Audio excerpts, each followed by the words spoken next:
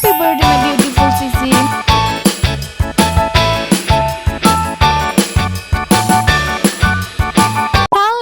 আসসালামু আলাইকুম, I am Tasnia. Welcome to my another blog. Shopping plus birthday সব নিয়ে থাকছে আজকের এই ব্লগটি। তাই সবাইকে অনুরোধ করব না টেনে সম্পূর্ণ ভিডিওটি দেখবেন। আমার বোনের বার্থডে ছিল 20শে মে। আমি ভিডিওটা শুরু করেছিলাম 19শে মে থেকে। আপলোড দিতে দিতে আরও একটু লেট হয়ে যাবে, যেহেতু এডিট করতে একটু সময় লাগে আমার। প্রথমে চলে গিয়েছিলাম টিউশন করাতে। টিউশন শেষ করে আমার বোন আর আমার সাথে চলে গিয়েছিলাম সেইলরে, যেহেতু সেইলরে 40% ডিসকাউন্ট চলছে। তাই দেখে আসলাম আর কি কালেকশনটা কেমন আছে। আর 40% যেহেতু অনেক বড় একটা ডিসকাউন্ট। যদিও সেদিন আমি কোনো শপিং করিনি, শপিংটা ছিল আমার বোনের জন্য।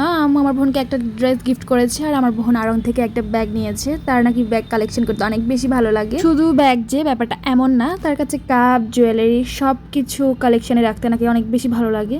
এখন এত বেশি গরম পড়ছে যে ফ্যান থেকে একটু দূরে সরলে মনে হয় যে এই তো গোসল করে ফেলেছি, এত বেশি গরম পড়ছে। এই তো তারপর শপিং শেষ করে বাসার সময় ফুচকা নিয়ে এসেছি পার্সেল। তো বাসায় এসে প্রথমে ফুচকাটা খেয়ে নিলাম।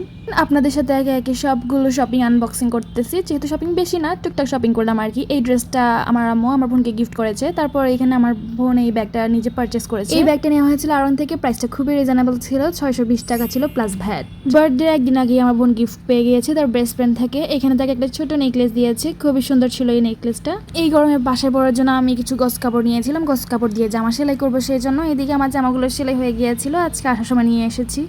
খুবই সিম্পল জামার ডিজাইনগুলো, যেহেতু বাসায় পরবো। কেমন হয়েছে আপনারা কমেন্ট করে বলে যাবেন। আমি একে একে দুটো জামাই পরে দেখলাম, সবাই বললো যে এই গ্রিন কালারটা থেকে পার্পল কালারটা নাকি বেশি সুন্দর লাগছিল আমায়। তারপর আর কি সেদিন আর কোনো ভিডিও ক্লিপ নিতে পারিনি। 8:30টার দিকে কারেন্ট চলে গিয়েছিল, আর এসেছে রাত 12টার দিকে। অলমোস্ট 4 থেকে 5 ঘন্টার মতো কারেন্ট ছিল না সেদিন।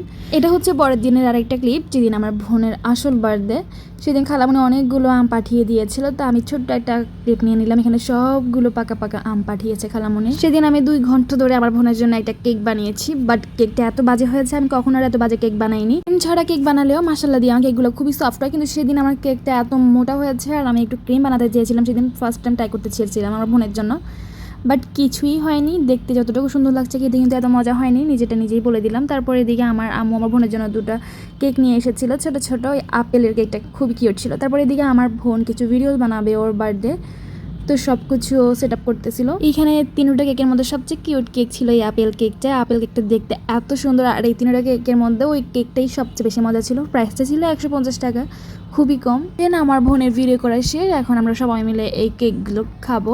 2 ঘন্টা আমার কেকটার পিছনে একেবারে বিফলে গেল। এই কেকটা আমার বোনের একদমই পছন্দ হয়নি। আমার বোনের কি আমারই পছন্দ হয়নি। এত বাজে কেক আমি আর কখনো বানাইনি, আজকে একবার ট্রাই করলাম, ক্রিম দিয়ে আর কখনো বানাবো না। দেন আমার বোন আরও একটা বার্থডে গিফট পেয়ে গেল তার ভার্সিটি ফ্রেন্ড থেকে। এখানে খুব সুন্দর একটা তাকে বুকে দিয়েছে, তারপর একটা কিউট ডায়েরি দিয়েছে, খুবই সুন্দর ছিল ডায়েরিটা। এটা হচ্ছে এর পরের দিনের আরও একটি ক্লিপ। আমার বড় খালামণি আমাদের জন্য আচার বানিয়ে পাঠিয়েছে। তো আমি আজকে ভিডিওটি এখানেই শেষ করছি। আপনাদের কাছে আমার ভিডিওটি কেমন লেগেছে কমেন্ট করে অবশ্যই জানাবেন। Thanks for watching this video. আল্লাহ হাফেজ।